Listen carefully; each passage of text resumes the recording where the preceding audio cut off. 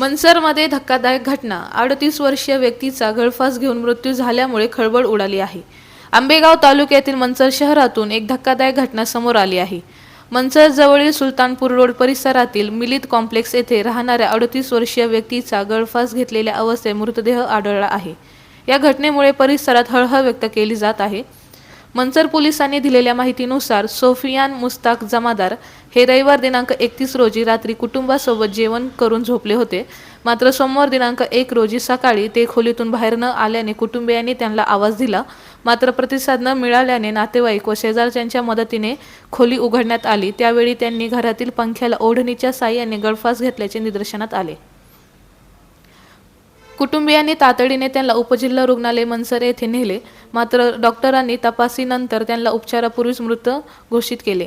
या प्रकरणी मनसर पोलीस ठाण्यात अकस्मात मृत्यूची नोंद करण्यात आली आहे. घटनेचे नेमके कारण अद्याप स्पष्ट झाले नसून पोलिसांकडून पुढील तपास सुरू आहे.